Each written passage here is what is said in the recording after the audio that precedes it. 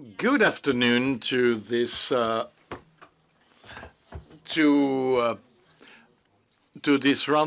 discussion on the.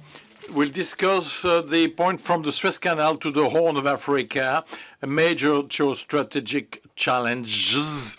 I'm sure we could put plural there. 4 speakers. My name is Marie-France Chatin. I'm a journalist at Radio France Internationale. So 4 speakers. Let's start with ladies. To my left, Géraldine Pinauldt. She's a specialist of the Horn of Africa. She's a PhD in geopolitics, consultant for international public institutions and national institutions, and she has written several articles on local and regional geopolitics, as well as international migrations. Then Camille Lons, who is a visiting fellow at the European Council of Foreign Relations. She's an expert in foreign policies of Gulf countries, the Gulf and China relations and Gulf-Asia relations, and the geopolitics of the Red Sea. To Camille's left, Rear Admiral Jean-Michel Martinet is a researcher in the maritime department of the FMEs. He's had an operational career in the surface forces, commanded 3 warships, and he was the commander of the Combined Task 450 in the Indian Ocean. And at the end, Richard Watts was the founder of HR Maritime, which is a company that provides professional services and bespoke training and information to the trade, shipping, and trade finance sector. As we shall see, the Suez Canal, from the Suez Canal to the Aden Gulf, between the Mediterranean Sea and the Indian Ocean, well, the Red Sea is a very strategic region. The key route of globalization, especially for hydrocarbons. 14% of the global traffic, maritime trade. This importance was measured during the incidents of the cargo, which blocked the Suez Canal for a couple of days, causing a lot of scaring a lot of foreign companies, international companies. Richard Watts will probably talk about that again. The Red Sea, which is, of course, a zone of geopolitical stake for countries, which are riparians or not, all wanting to protect their interest. We note the presences of French presence and American and Britannic and Chinese, Japanese, Saudi in Djibouti. Djibouti is less than 30 kilometers from the southwest tip of Yemen, so we are on the other side of the Bab el-Mandeb Strait. Then all African countries next to the Red Sea, which have interests, countries mentioned, there is Djibouti, United Arab Emirates, Russia, China, which includes the region in the Silk Road, New Silk Road project, military exchanges. It's also a zone for economic growth, for major infrastructure project with the Chinese, Russian, Emirate, and Egyptian and Saudi interest. A zone of conflicts and instability. There is a concentration of all forms of conflicts that could happen: religious, ethnic, political, and even the ancestral rivalry among tribes. The Red Sea, like any other sea, is the theater of the rivalry of major powers, and this determines the stability of the rest of the world. So we wanted to start with the fluid dimensions of this major route. That is basically start with the maritime aspect, then we'll discuss all the rivalries and land rivalries, and Jean-Michel Martinez. From a maritime view standpoint, more specifically of the Horn of Africa. Well, what is at stake of the maritime challenge in the Horn of Africa resides in the Bab el-Mandeb Strait, which is only 25 kilometers wide, which separates the Arabian Peninsula from Africa. Which is, of course, quite significant, and because through this strait faces Djibouti and Yemen, which is undergoing civil war since 2015, with direct involvement of Saudi Arabia and Iran. Through this strait, there is a huge maritime traffic, about 60 boats, ships a day with oil tankers, so huge hydrocarbon traffic going through the Red Sea. It is quite significant because beyond the figures, sorry, there's an announcement here. So announcing that the roundtable is about to start, but it has started, so. There we go. So, through this strait, all the maritime routes that links the Persian Gulf to the Mediterranean Sea, to Europe, and to of course Gibraltar and in America, but of course all the routes that link up Asia to the Mediterranean Sea. So, in a globalized economy based mainly on maritime transport, sea transport, Richard will explain it better than me. Well, all this anti-traffic is transiting, and of course this is a true nod. But through the strait, we see all the undersea information cables from between Asia and Europe. Importance between Asia and Europe, but between Asia and Africa as well, because all the cables that link up Europe and Asia come to Djibouti, and from Djibouti they serve Africa. So quite significant of the importance of the Bab el-Mandeb. And of course, it is essential to control, train the freedom of usage of Bab el-Mandeb. If the strait were to be closed, this would be a major problem. This zone, in fact, of the Horn of Africa, for several years now is facing a lot of instability, endemic instability, regional instability, reinforced by the interventionism of some foreign powers. We could mention the Egypt, which is very active. There is active in Sudan, which has helped the military junta in Ethiopia, supporting the rebellion to try to destabilize the Ethiopian government in a more global context of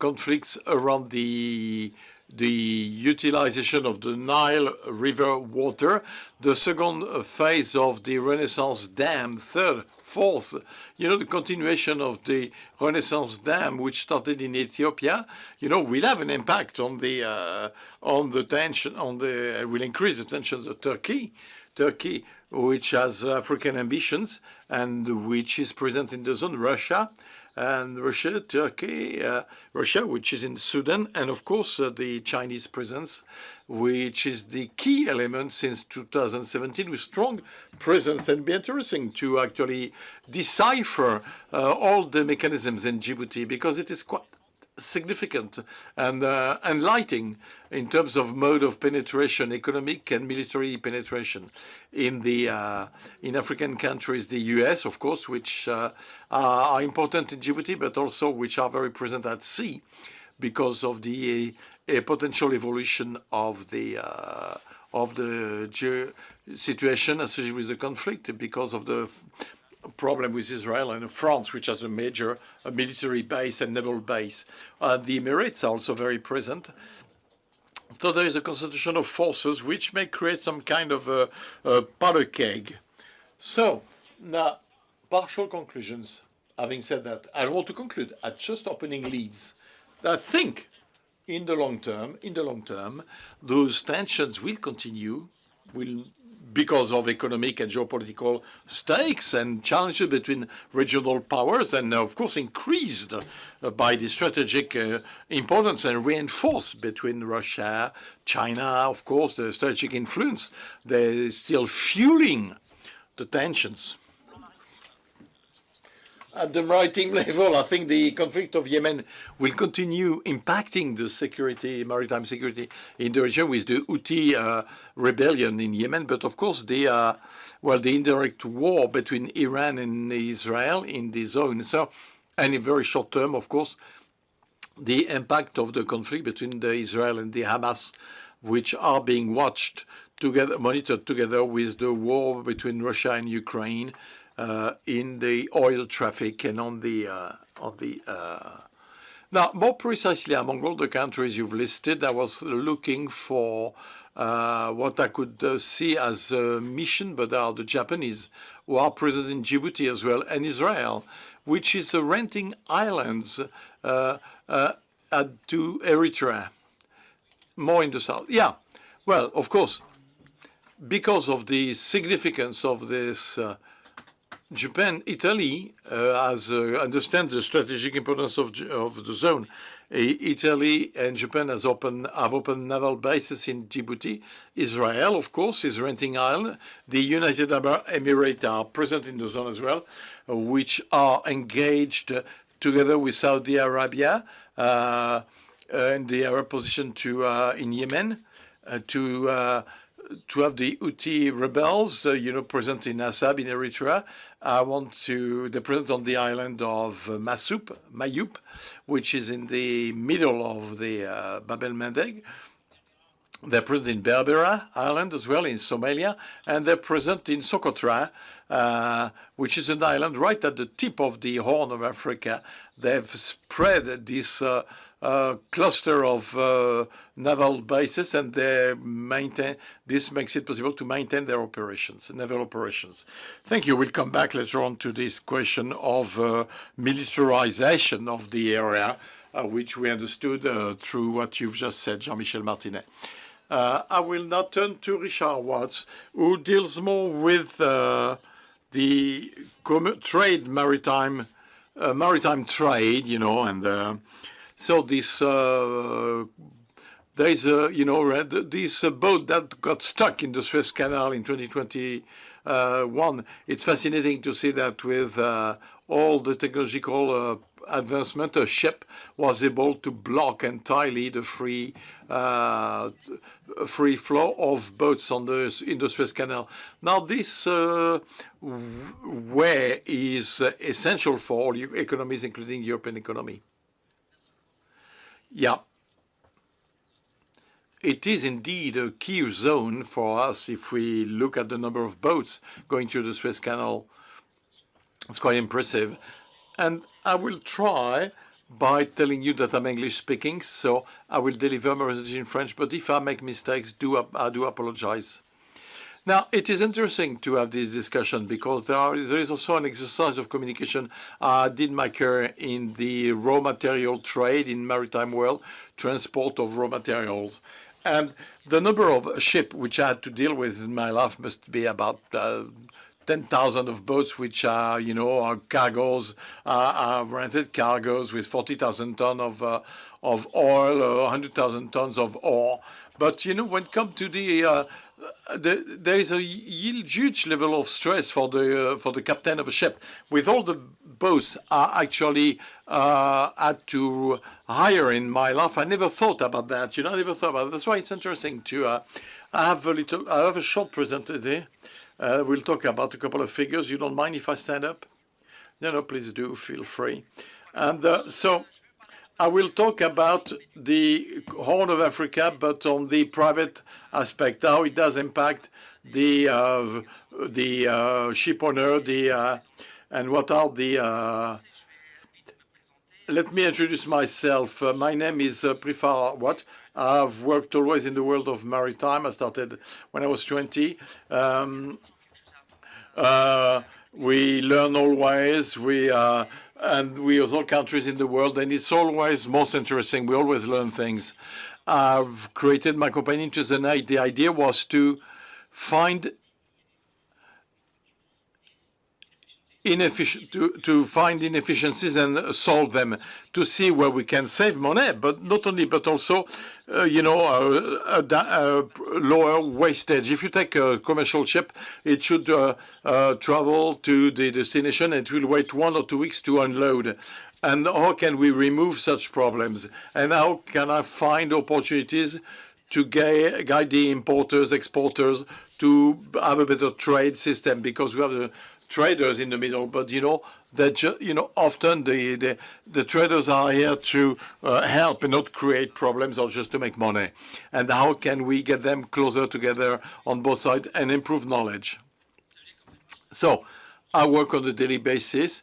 I've done a lot of training. I'm often doing training classes in companies and for students, but I'm also president of an association in Geneva called the Pele Club, and we organize events to try to improve our knowledge in the profession and to create networking, to facilitate the networking among people.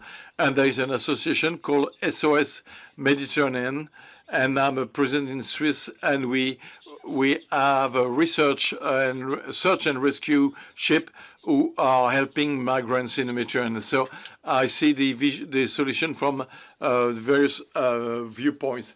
Well, I got involved because I have contact with the maritime world. I know how the freight, the ship owners function. So you have to look at all angles of vision. As I said, I talk about maritime transport. Well, you go to a store every day, you go to a petrol station, but you don't realize the entire complexity, how the raw materials are being transported to reach the store and get you to your living room. You got a car, steel, plastic, oil, lots of things that have to be moved just to get a car. So you can make oil is highly complicated to take it to the petrol stations. In the world, there are 103,000 private ships. It's huge. You don't realize the size of the oceans and the distances between countries. It would be dead. So that is all those fleets. A fleet can transport 2.2 billion tons of goods. And in 2022, they transported 11 billion metric tons. And a lot of this go through the Suez Canal and also by the Panama Canal. We talk about Suez, but there's a huge problem in Panama because it doesn't rain enough. There is a drought in Panama, and therefore the largest boat can no longer cross the Panama Canal. They have to go round to South America, which takes a bit longer, rather than going to the Panama. Now, just to give you an idea, this is an image of all the ships in the world.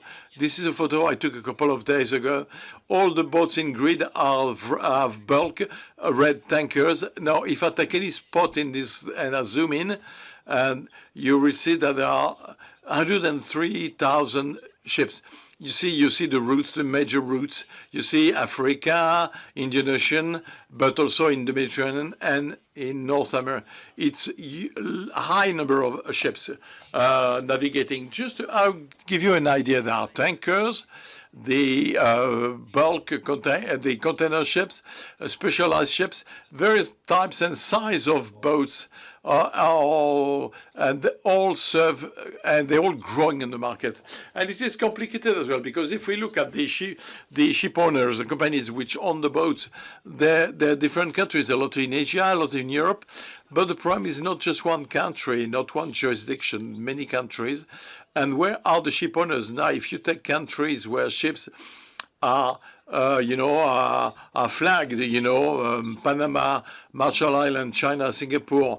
So a lot of countries have to discuss among themselves for ships which circulate and how to do the coordination. Now, I took the Horn of Africa. Now, this is an image I took 2 days ago.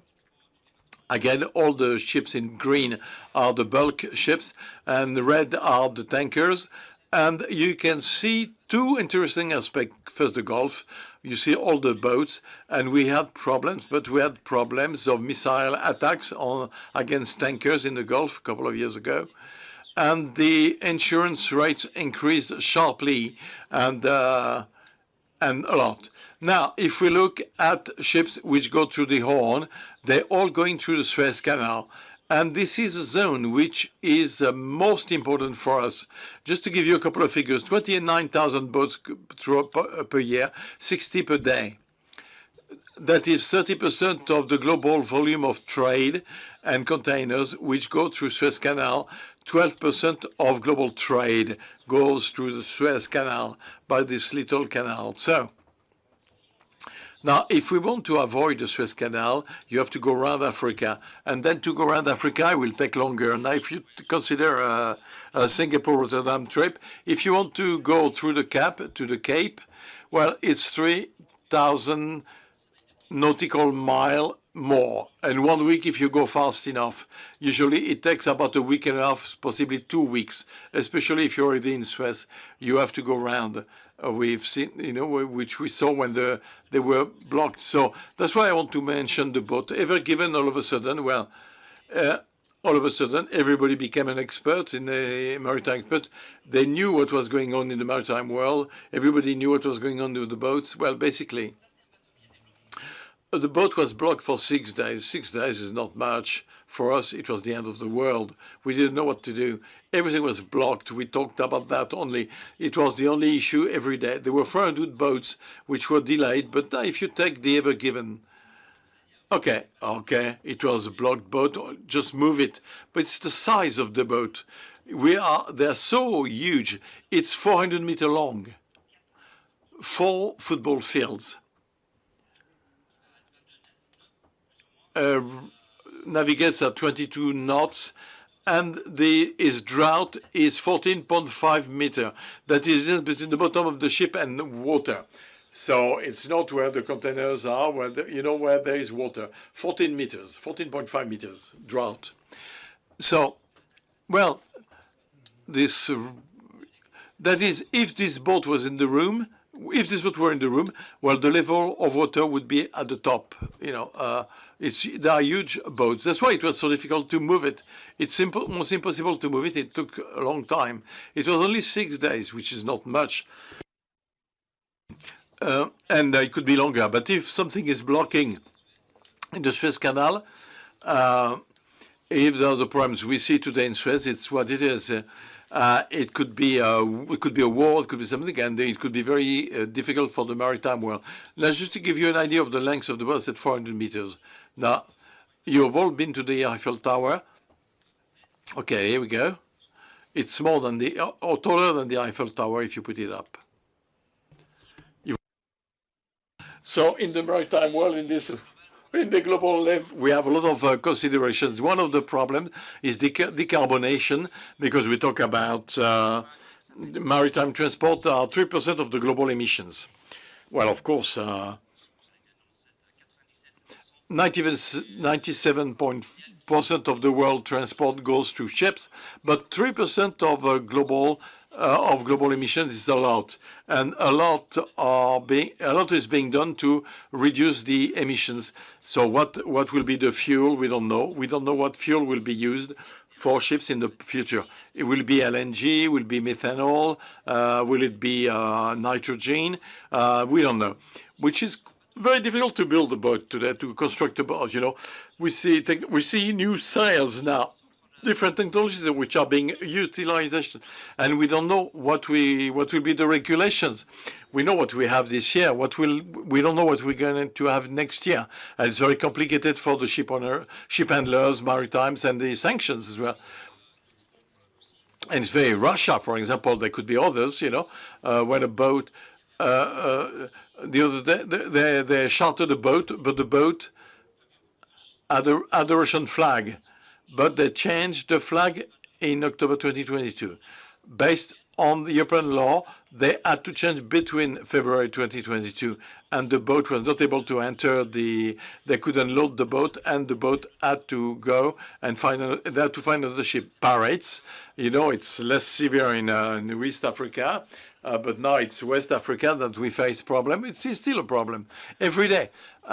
Yesterday, someone told me that a ship had been attacked by pirates, and more and more. And I'll come back and I mentioned SOS Mediterranean. We see more and more needs for rescues at sea of migrants, and this is something for which trade ships are not equipped. They don't have what's needed to save people. A commercial ship which is 300 meters long, which may transport 150,000 tons of iron ore. There are a crew of 12 on board. A crew of 12 on board only. For containers, it's 20. A crew of 20. If you sell 120 people, 200 people, what do you do? How do you organize this? So work has to be done on this. Thank you very much.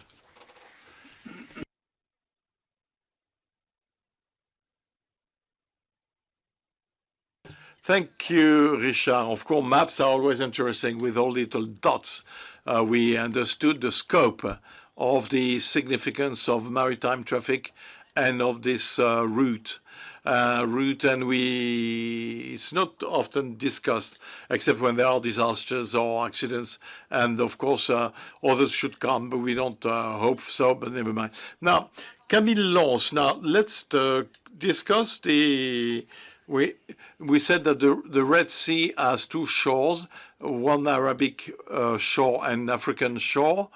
Now, what can you tell us about the Red Sea seen from the Arabic side, intra-peninsular rivalries and the different projects, including in Africa? Well, thank you, Marie-France, and thank FEMES for the organization of the conference and the invite. As far as the Gulf countries are concerned, we've seen for the last 10 years a pretty strong reinvestment of the Red Sea by the Gulf countries. It's true that there's a whole history of a relationship between these countries and the countries of the Horn of Africa, but the center of gravity, whether economical or geopolitical, has mostly been on the eastern bank, that is the Persian Gulf. That's where you have most of the oil and hydrocarbon resources. That's where you have the nerve center of the regional geopolitics and relationship with Iran. And so we observe not necessarily a center, but a regain of interest for the Red Sea, for the Gulf countries, economic reinvestment with a certain number of projects for infrastructure, whether on the Saudi Arabian coast, or Saudi has invested strongly with mega projects like NEOM, and we've heard a lot about, and the expansion of port infrastructure projects, industrial complexes. So projects on the Saudi coast, but also investments and infrastructure project in the countries of the Horn, with projects, again, in the port sector. I'll go back on that later, but strong reinvestments economically, but also political. Recent years, we've seen an action by the Gulf countries in internal affairs of the Horn of Africa. The will to play as a mediator in disputes. We saw the Saudi mediation between Eritrea and Ethiopia, an attempt of mediation, not really fruitful. In the disputes around the Renaissance Dam in Ethiopia. And so what explains this regain of interest for the Gulf countries for this region? Several factors. One, economical. That is that the countries of the Gulf see the Horn of Africa as a region that has nice economic potential with natural resources, needs in terms of infrastructure development, a population that is quote-unquote exploding. Sudan also with agriculture that responds to the food safety issues. Another military dimension, part of the regaining interest for the Gulf countries in the region is it happened at the beginning of the war in Yemen and the military operations of Saudi in this country. The Emirates, for example, wanted to install some bases, some attempt in Berbera in Somaliland that ended up in Assab in Eritrea. And so this military dimension, but also another dimension which is of a geopolitical order to the Gulf countries for about 10 years now, a decade, are now emerging as actors developing an ambitious foreign policies. They try to project influence in the whole Alina region, but we see it also in the Africa Horn, and a will to project this influence to counter the influence of other regional rivals at the beginning of the 2010s. One of the key interests of the Gulf countries was to counter the Iranian influence in the Horn of Africa and in Yemen. And so Iran developed really strong relationships with a certain number of countries. Yemen is an issue, as we know, and also Sudan, which played as a regional base for the Iranian arms traffic, part of which was aimed at supplying weapons to the Hezbollah and Hamas, and the countries of the Gulf were worried that Iran would try to go around them and establish on their western flank. And so they managed partly to counter the Iranian influence by constraining some of these countries, notably Djibouti, Somalia, and Sudan, to break their diplomatic relationship with Iran. But there are other dynamics that were put in place. That is, large part of the influence of the Gulf countries in the Horn was also to counter intra-Gulf rivalries between Qatar and Turkey and the Emirates and Saudi Arabia. And so they entered in a competition to influence political transitions in the Horn of Africa, in Somalia.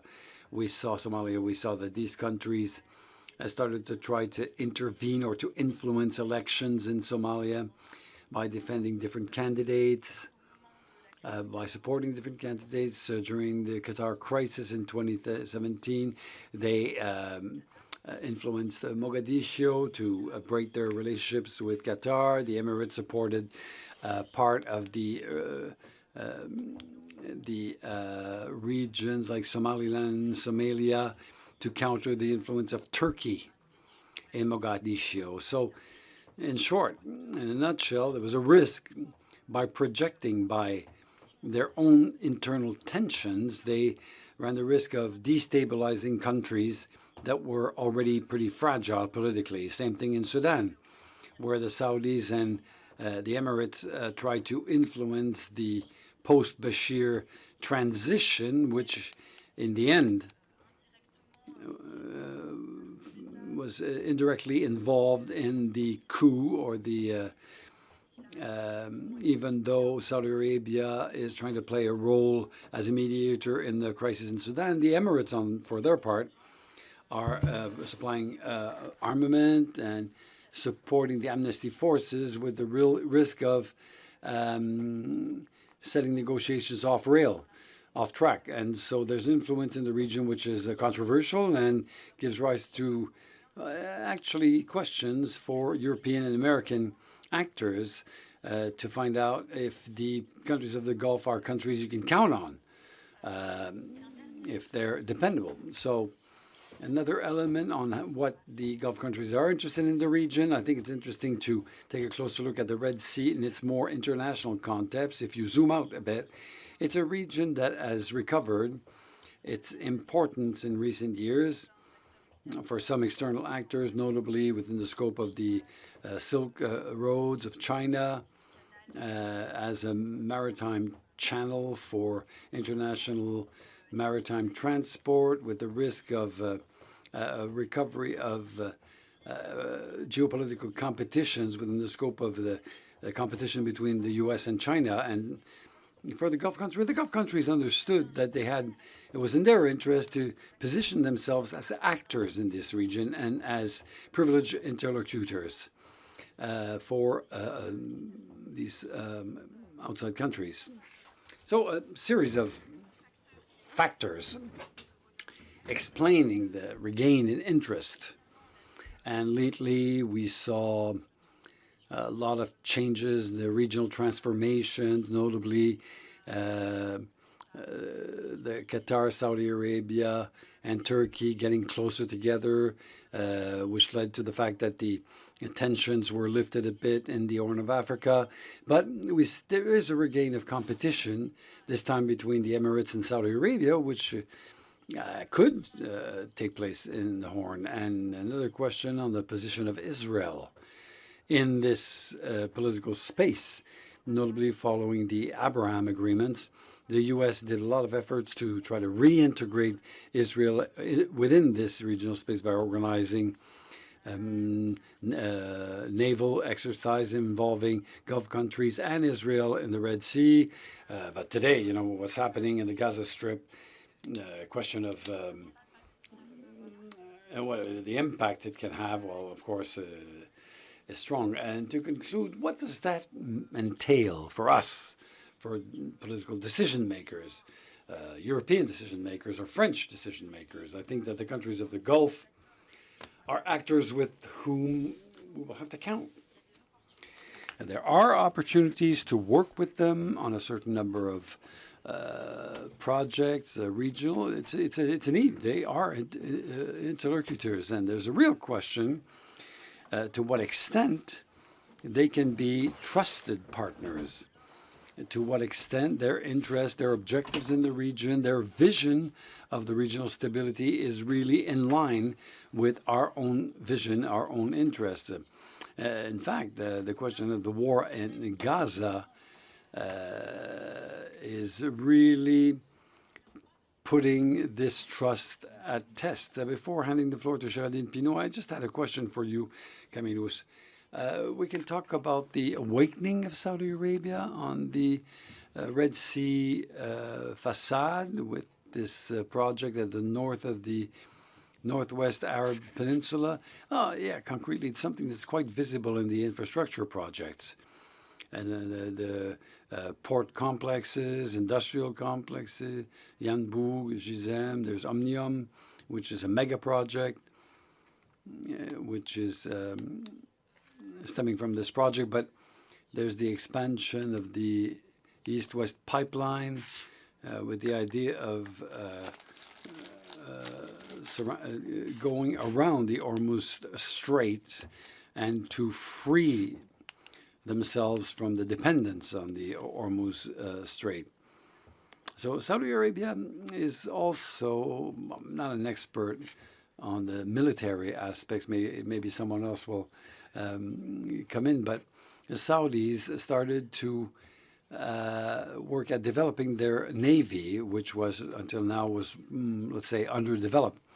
And notably, the navy on the Red Sea side, we see a lot of naval exercises with other powers of the region, with China, among other countries. And in fact, they are reinvesting the Red Sea. Saudi Arabia has tried to reposition itself as a full-fledged actor in the Red Sea, knowing that as far as the Saudi is concerned, the Red Sea is an opportunity on the one hand, but also a vulnerability, because they have a coast that is exposed to the Red Sea, and in the end, they control none of the choke points, that are the Bab el-Mandeb Strait or Suez Canal. They have no hand over these strategic places that may be a weakness for them. But the Red Sea is seen from its African shore. Listening to Camille Lons, I feel like saying that there's a kind of ownership of the Arab Peninsula on the western coast of the Red Sea. Well, in fact, Saudi has economic capacities that maybe the African riparian states have on the Red Sea. But it's quite interesting when I'm listening to, since the beginning of this roundtable, the African coast has endogenous conflicts, is considered as not being a full-fledged actor in this space. But it's quite interesting to see that. Maybe I would like to go back on the geographic configuration that cannot be changed. We talked about historical depth, but there's also a geographic depth of this African Horn, which is a space that is with territories oriented towards the Red Sea. Since the antiquity, it was open to trade with India and the Arab world more than with Africa. And it's a space where, in fact, and since the Middle Ages and before. There's Ethiopia that have tried to get access to Red Sea, so highland with lowland. So highlands, which are perceived from the inside and the outside as being agricultural areas, sedentary and Christian, and the lower lands essentialized as being for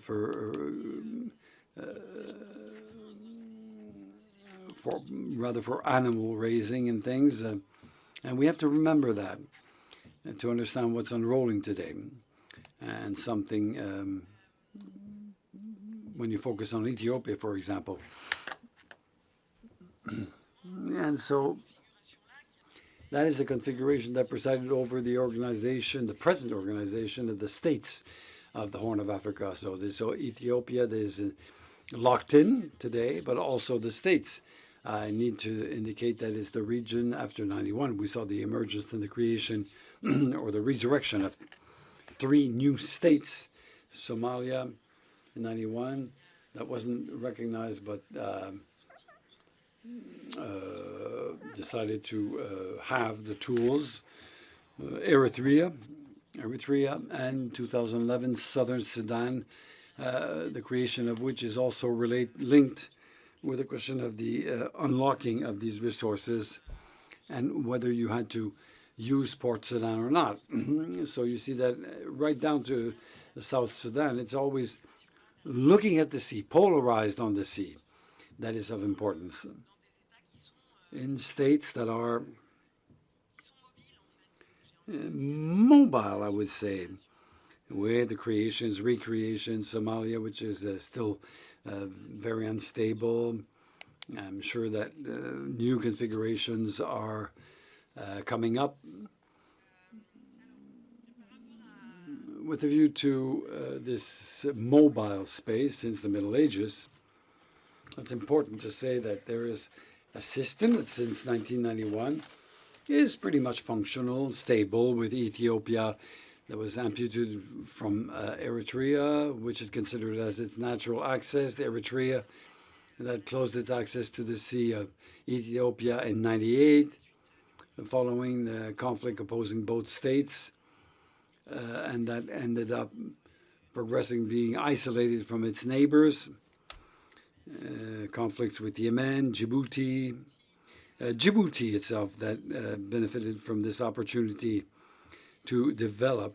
It recovered 90% of the Ethiopian import exports, and over this whole period it developed, it took the lead in the port development, with today in Djibouti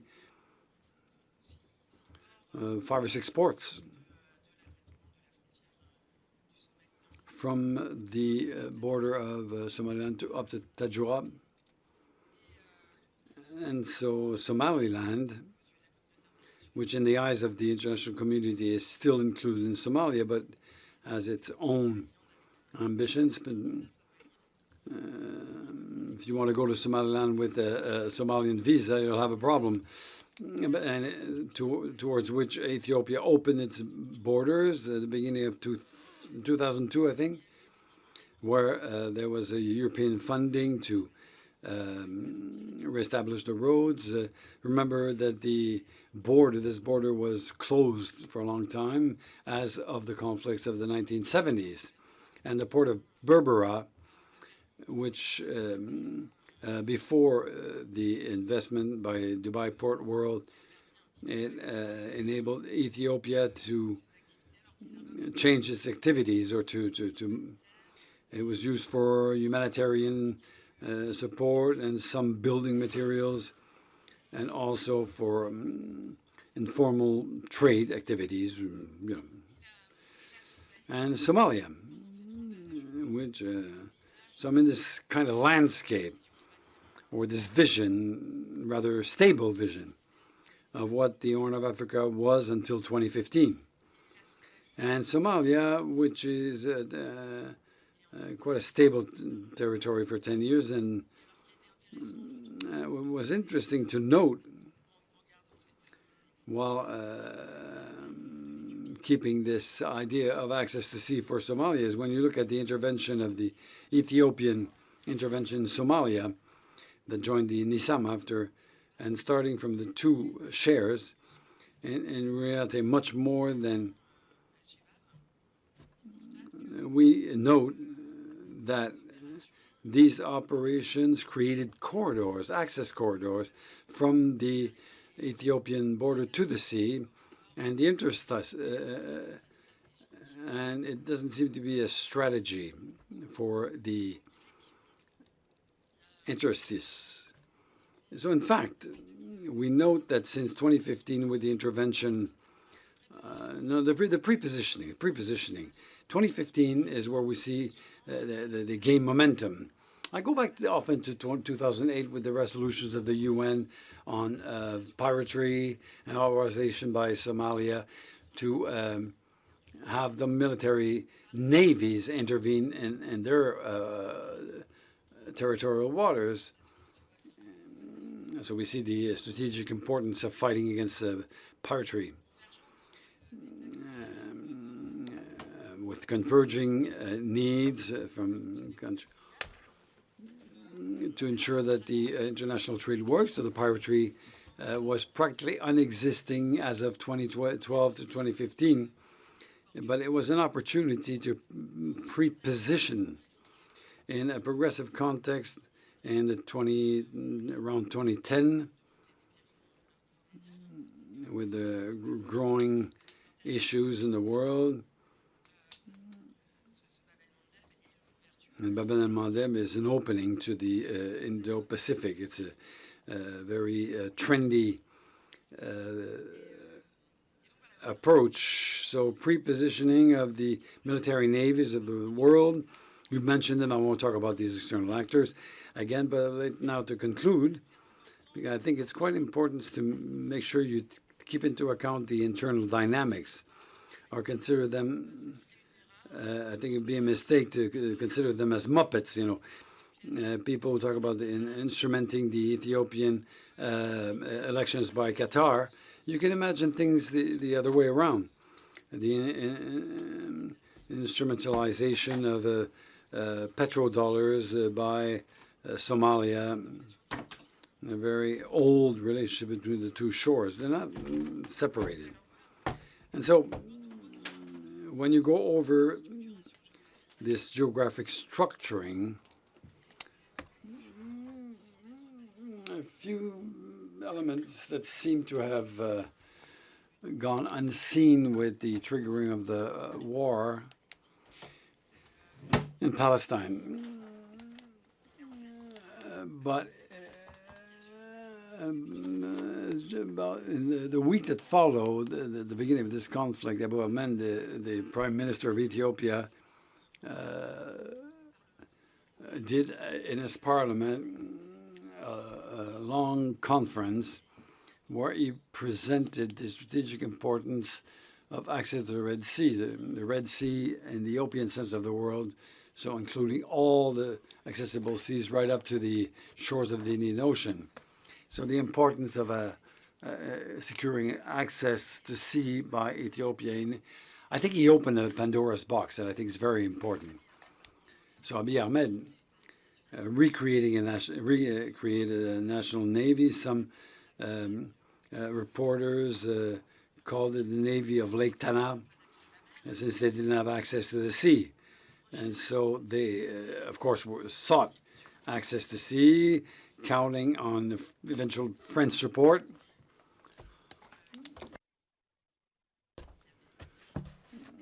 Which the first commitment in recreating the Ethiopian Navy, it backed off later, and this speech in Parliament that aimed at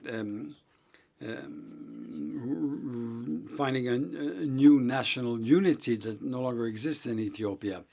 And so he actually opened the Pandora's box. And of course, all his neighbors went crazy. Somalia talked about a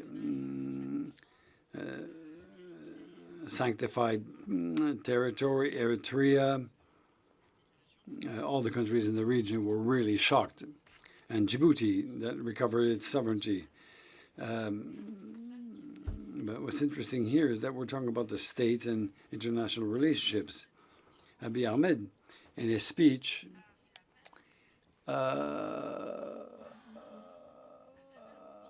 made reference to ethnic continuity, bringing together the people living in Ethiopia, linking them to the states leading to the coast. And so he talked about the Eritrea, Somalis, without talking about the different clans who have access from Djibouti to right down to Kenya, up to Kenya. And of course, in some of the states, riparian or neighboring states, it was a taboo. In other countries, like Somaliland, for example, clan is an open issue, but it's very, very risky, very explosive. Somaliland is in a war in its oriental part, and this led to the reaction of a Somaliland clan that has an access at the Zayla port, which is part of the Ethiopian imaginary since the 16th century. That's when it lost it in the 16th century.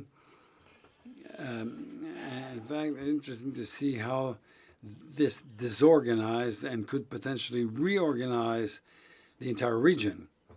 And I think it's quite interesting. Maybe we'll go back on this. It's interesting to note how Ethiopia wants to take its place and recover its access to the Red Sea and relationship with Egypt on the Nile River. It's about, and to eventually unveil its intentions to the risk of creating an unrest. So I'll pass over the floor. We'll go back on that, Géraldine, later. But what I wanted to do at this stage is to talk about the question of Djibouti. Jean-Michel Martinet, it's quite fascinating to see how a microstate managed to play such a role.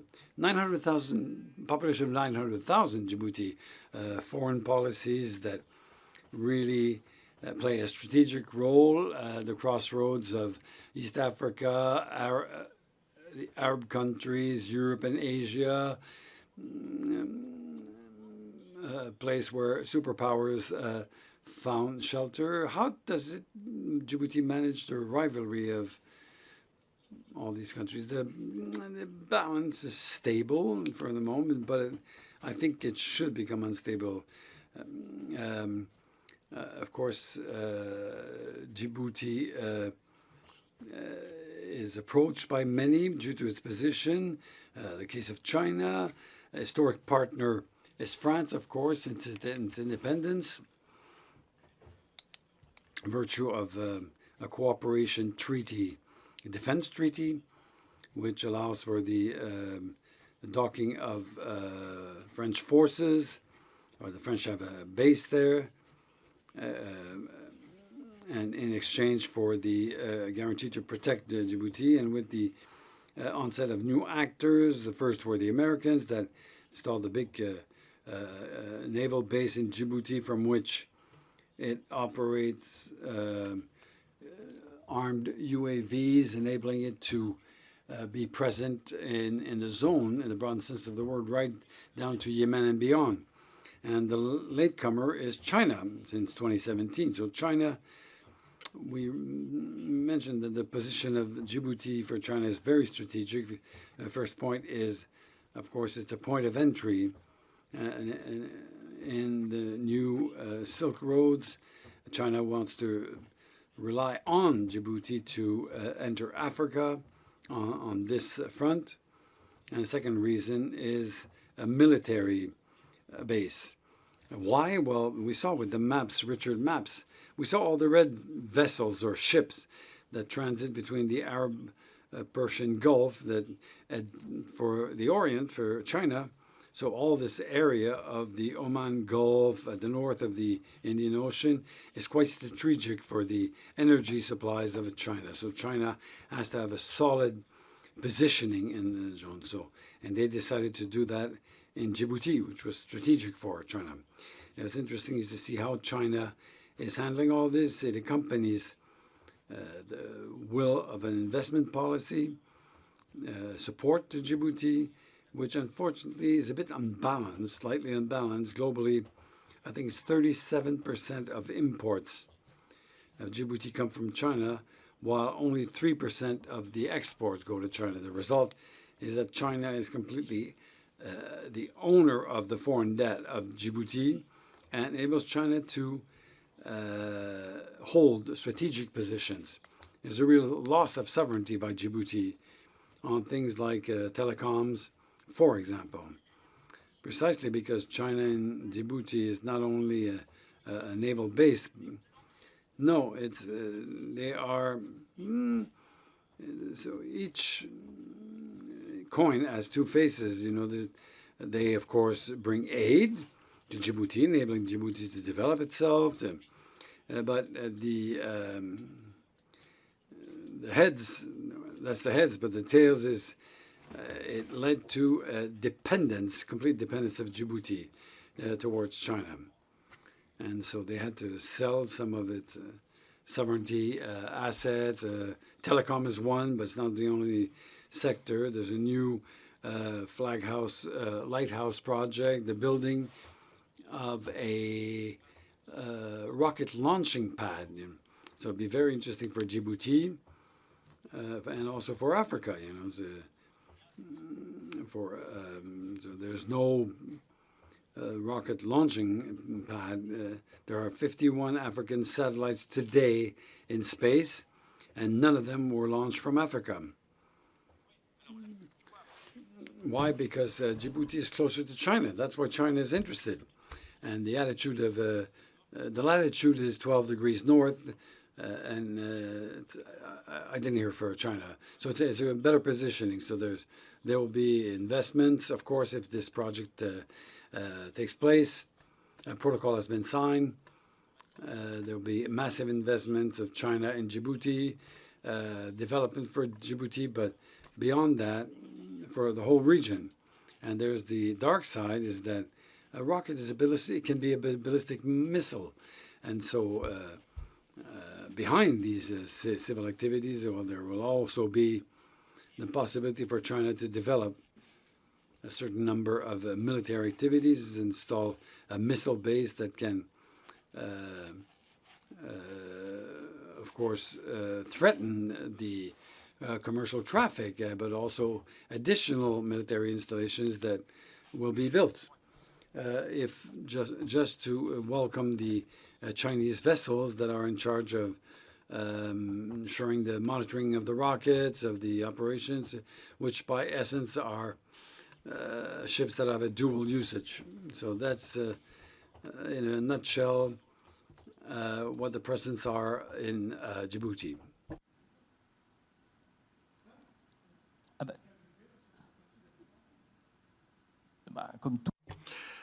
Well, like any military infrastructure, you become a target.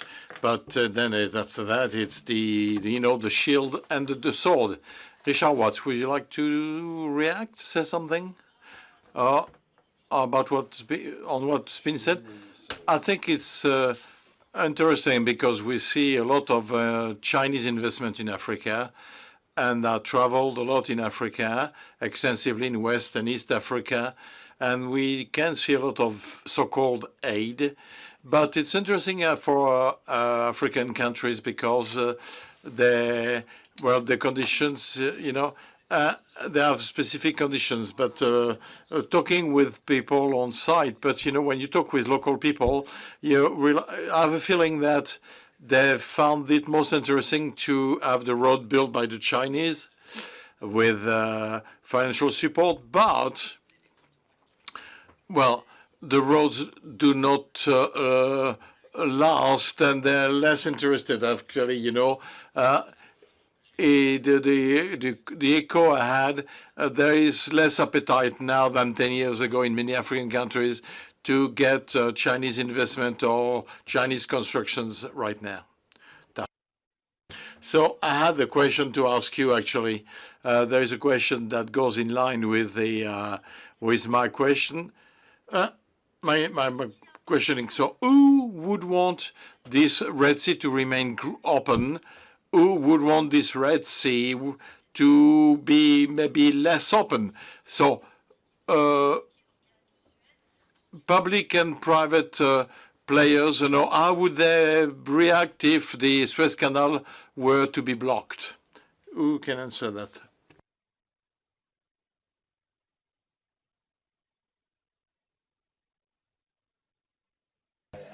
So if it happens, then we don't know what's going to. It is, the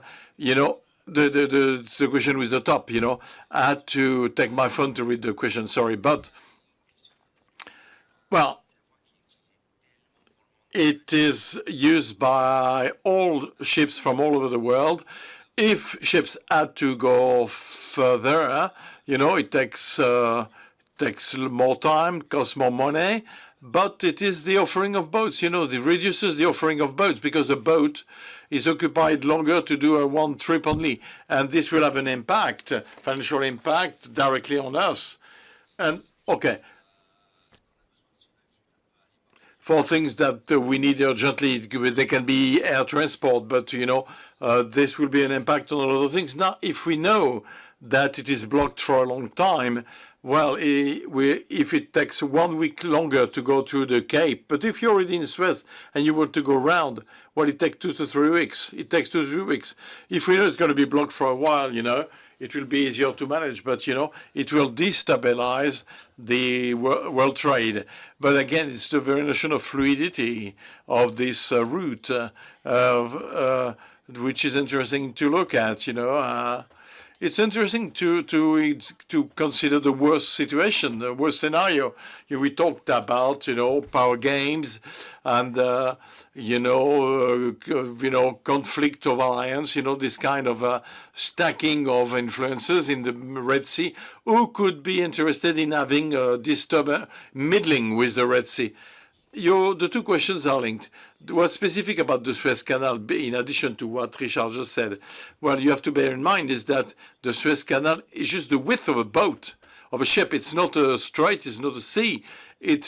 All you need to do is block a boat to destroy a ship, going through the Suez Canal to block it. So behind the question, who would want to do that, in the long term, nobody, certainly not Egypt, that would lose a lot of money, So, but there are several players who could want to block it, specifically to have pressure to block Bab el-Mandeb and Suez. Is basically, first and foremost, you have an impact on the European economies. And this is why several players set bases in the Red Sea to block this, to control the threats. Well, I'm thinking about Russia, for example. Russia. There's a need for fluidity of transport in the Red Sea, but the Red Sea has an impact as well as a double significance for Russia, because Russia is setting up in Sudan, based on an agreement which will enable to open a naval base in. So Russia has a turnkey has all the keys to possibly block the Red Sea through military actions or through others. But what would be the interest? Well, in the long term, none, because the Red Sea for Russia is also a way to access to the warm seas. So possibly tactically, yes, block, following the strategic choice, but not in the long term. So you have to have the control of the TEP to be able to serve the geopolitical interest of the time. I'm not certain that from Port Sudan, Port Sudan,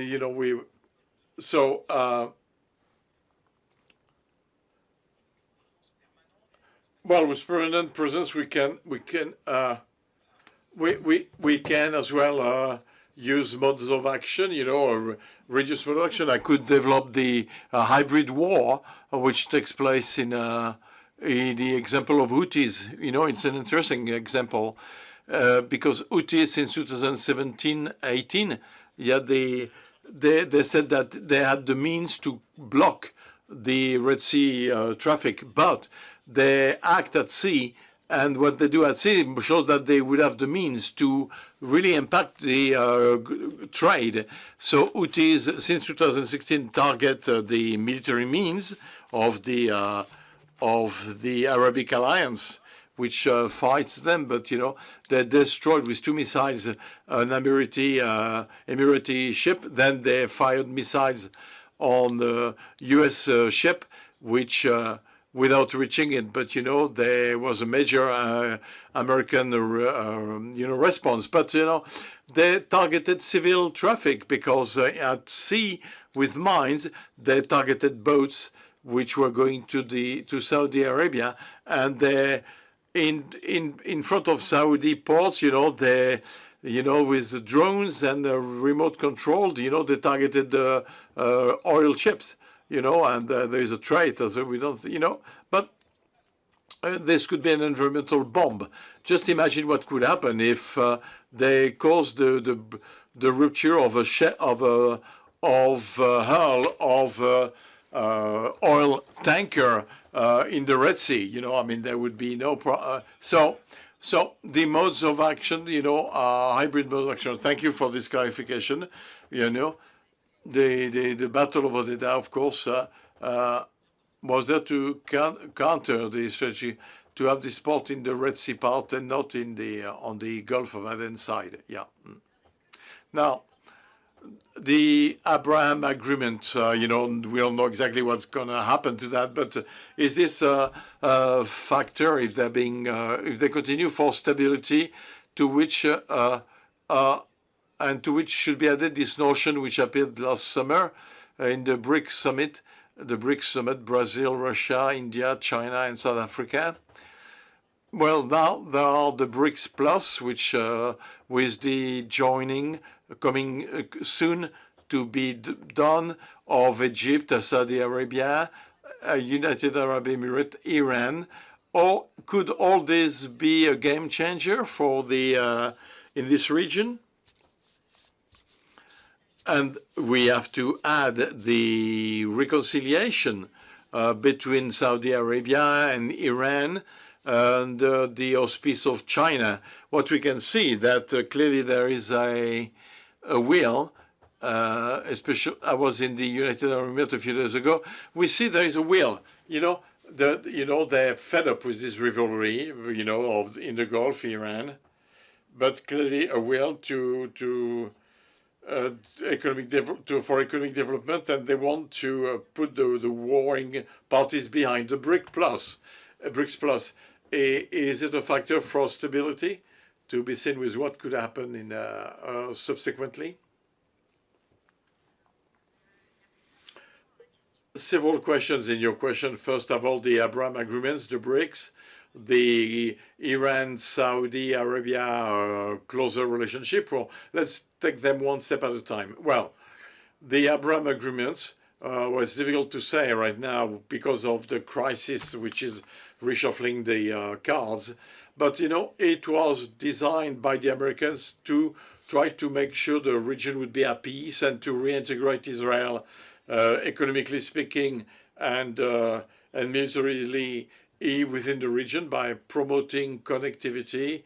There is also the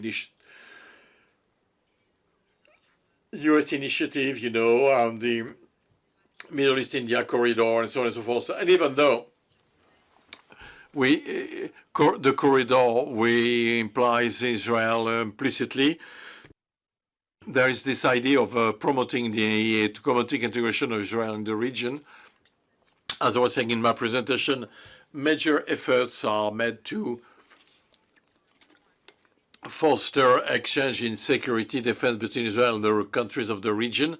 The idea, and of course on the table there was the possibility already after the fact that Israel would go under CENTCOM, Israel could join the CMF, the Combined Maritime Forces, which is a group of nations which do operation in the Red Sea, Gulf of Aden, and the Gulf, naval operations.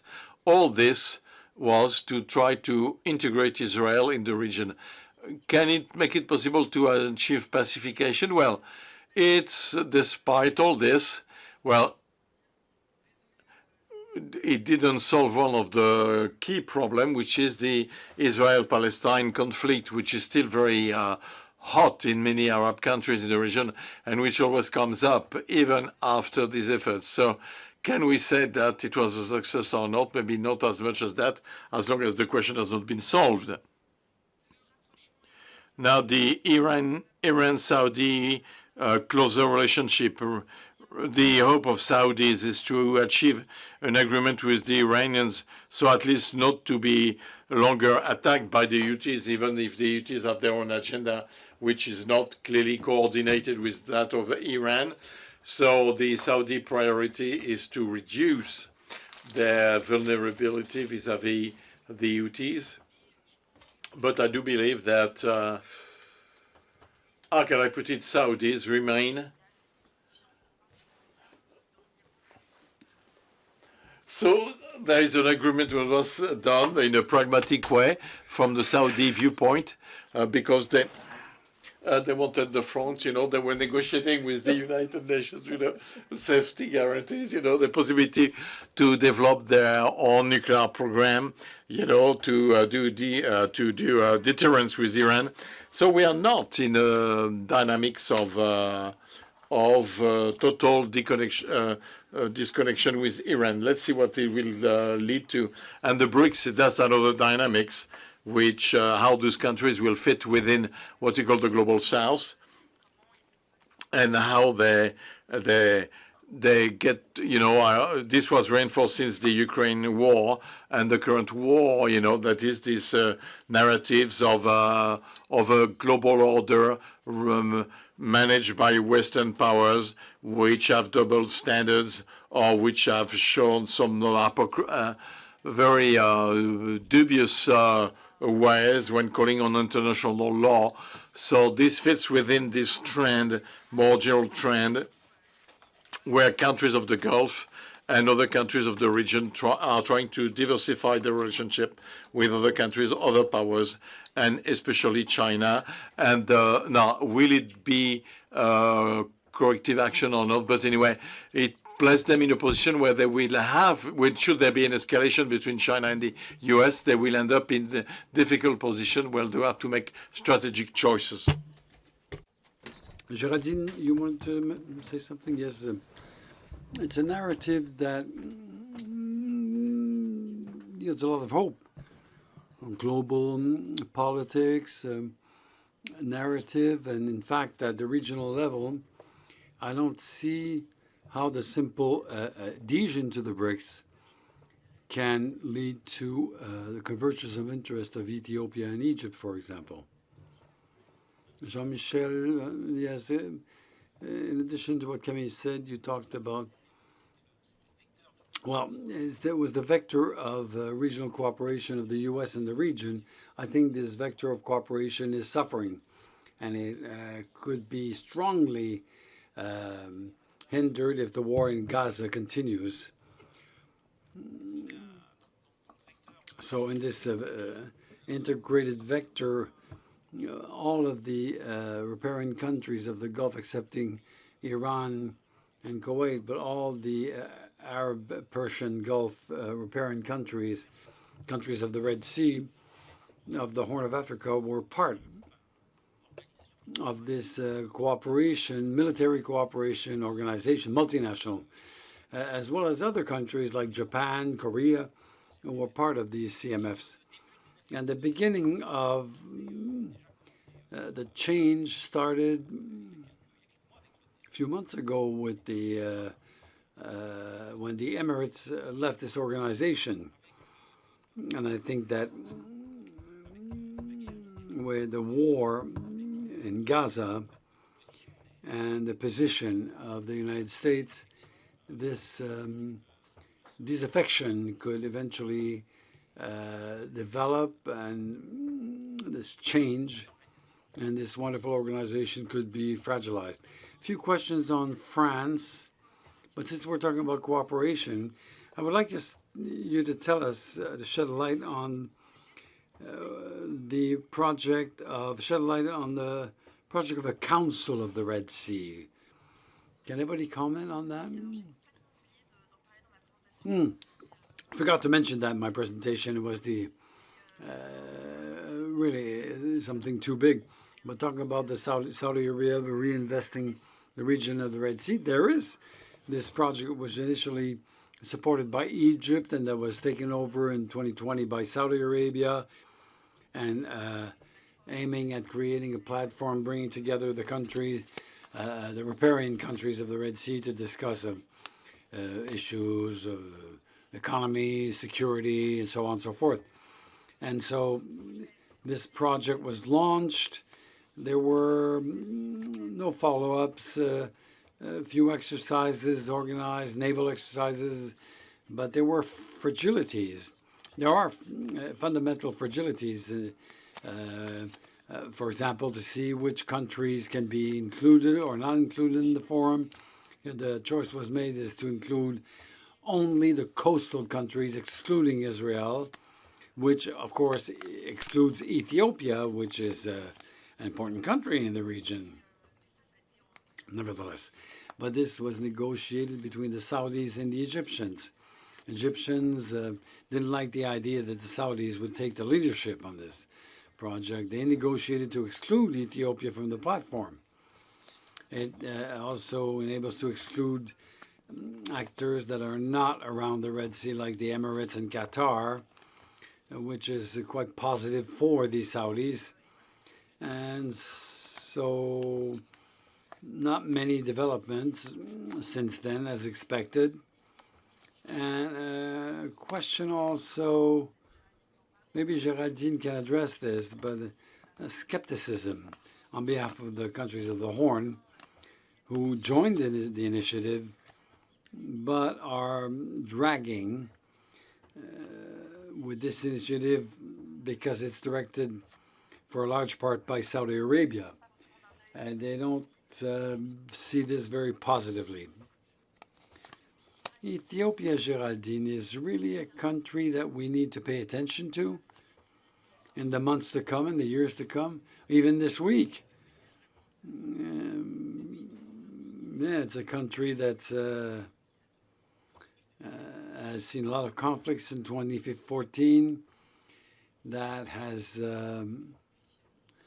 officially a year ago, it just put an end to a conflict that caused the death of about 1 million. And it's a country that is pre-positioning itself here in a conflict with Eritrea. So it's we hope that won't come to life, but we have announcements of troops massing on each side of the border with Eritrea. And I think recently, well, yesterday even, people who do aerial tracking, but for the access to the sea, how far can Ethiopia go? I think it's in the DNA of all the different regimes to seek access to the sea. An obsession for Zela, a city that was used till the 19th century. It's a ruin. It disappeared, notably with the emergence of Djibouti. And it's a debate for the last months because there were some Abiy Ahmed. They said that they was ready if the coastal countries did not agree to cooperate and give him access to the sea. He was ready to start a conflict. Then he changed his mind. He worked with, he has YouTube relays who say things that he can't say. And so the indications of a potential conflict are very strong because Ethiopia understood the importance in its relation with Egypt with a view to the Nile River. Ethiopia can do what it wants. And it's more increasingly aware of that. Ethiopia had growing means in the previous regime. They set up progressively, a lot of attributes of a strong regional power, growing power. I think that the present Prime Minister has spoiled these tools. Ethiopia today is strongly tied to the UAE, and it'd be interesting to know who's behind all the recent declarations. The Emirates pulled out, I think, of Eritrea at the end of the conflict. The drone base was dismantled, I think, and no longer present in Eritrea. Interesting to follow that. Jean-Michel, you wanted to say a word, and then we'll talk about France. Richard, the CMA-CGM, the maritime company, can it play a role as a peacekeeper in the region? The region for the moment is stable, and the French partnership with the EAU and India, does that belong to a growing French influence in the region, CMA-CGM? Well, CMA-CGM, as far as the company is concerned itself, I don't see what they can do. But maybe there are possibilities, political opportunities, but the company has a lot of vessels, but doesn't have power. It's a third container transporter, a lot of ships, but they can't do much. So, reaction on Ethiopia. Ethiopia, it's interesting. There's an enormous development potential, economic development, investors work, but a big weakness, there's no oil, no gas.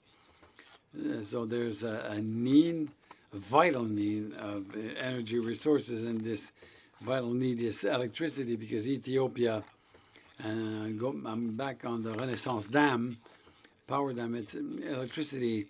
Ethiopia has a chance, so that you would have 12 river basins that give Ethiopia the same potential for hydraulic power than Congo. 45,000 megawatts of energy production, electricity production.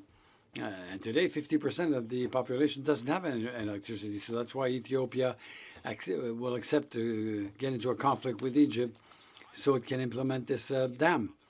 And since we're talking about the Renaissance Dam, it's 1.5 kilometers long, 150 meters high. So it's really massive. As far as the influence, okay, what is this influence? The influence, France, Europe, more democracy, so the influence is not emitting fake news like some do, some states do. So the influence boils down to explaining what we do, dismantle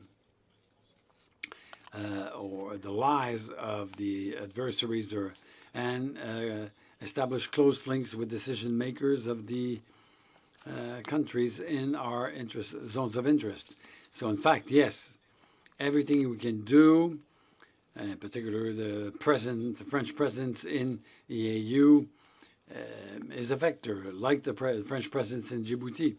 It's an influence factor. It's by being present, as by meeting the local political authorities where France is present, with whom it has specific ties, but also the countries of the region. That's how the influence is materialized and how trust is built. And it enables for a lot of reactivity when time comes. what France does, what the French forces in Djibouti do. So there's made me think of the evacuations in last April when the security conditions was degraded in Sudan. And by relying on the Djibouti French forces, France was able to react quite rapidly and evacuate. This happened in April, 23rd and 24th of April, to be precise, with a very short notice. 9 airplane rotations, 500 citizens, 200 French and 300 people from other nations, from other nationalities, were evacuated. 25th of April, it's the Lorraine vessel that stopped in Djibouti and embarked complementary means, and it took 400 people on board in Port Sudan and evacuated them in Jeddah, some 100 children, and 3 airplanes, upon a request by the UN, evacuated some UN staff that were evacuated to N'Djamena. Why do I say that? Because we can imagine that such an operation set up with such a good reactivity, evacuated with military means, some nationals to Jeddah, to Chad, to N'Djamena, involves to be present, it involves to have a capacity to influence. So we only have a few minutes left. One aspect we didn't mention, which is of importance in this region of the world, is subject to climate change. So a question of migrants also with you, Géraldine. Migrants, for economic reasons also. We're not talking about the same thing. A lot of people try to go to the peninsula, the Arab Peninsula, more than in Europe, with a percentage. 2% of the migrants, for economic reasons, try to make it to Europe, and the rest head for, maybe I made a mistake. No, you're absolutely right. It's interesting, the figures of the OIM, the International Organization of Migrants. We see that for the last 10 years, we witnessed new flows in Europe, with newcomers from Ethiopia, Sudan, Somalia, Eritrea, and we're under the impression that there are a lot of people, but you should know that 46% of the flows in the Horn of Africa are done inside the zone. 46% are towards the Arab Peninsula, with 2 main channels, one going through Djibouti and the other one through Boussasso in Puntland, and 2 other percent towards Europe, the northern route, and 2 other percent towards South Africa. So a little precision, it's in these regions that they started talking about the mixed migration. So with a view to the political situation in Ethiopia and in Somalia and the situation in Sudan, it's a bit difficult to talk about an economic migration today. It's true that in these flows of people, a lot don't go to transit countries or Arab countries, because in fact you can leave fearing no, I'm sorry. So I don't know, Camille, if you want to add something as a conclusion. Well, it's really interesting. It's a region in the world that we do not talk about a lot in Europe, and this Red Sea basin is fascinating, and things are on the move. Awakening of Saudi Arabia, better stabilization, a drop in tensions between Iran and Saudi Arabia, and I think we well understood that this could be very fragile. Camille? It's difficult to conclude because we talked about so many things, such a dynamic. So it's difficult to conclude in a few words. It's a region that we should really keep a watch on, and that often is under the radars, especially today, because everybody is focused on the Eastern Mediterranean or Ukraine, eventually Indo-Pacific region. But in fact, yes, a region that is central, that can become a competition node in case of a scale-up. And I think there's an awareness on behalf of politician decision makers. We see the nomination of special envoys with a specific mandate for the Red Sea and the Horn of Africa, trying to get a better regional understanding. Because until now, a lot of administrations, even for the U.S., who divide regions between Africa and the Middle East, we see how important it is to have a good understanding of the region and the dynamics between the two shores of the Red Sea. Thank you very much. There'll be a lot more to say, but you shed a nice light on that. Thank you. Thank you, Marie-France. Goodbye. Good night.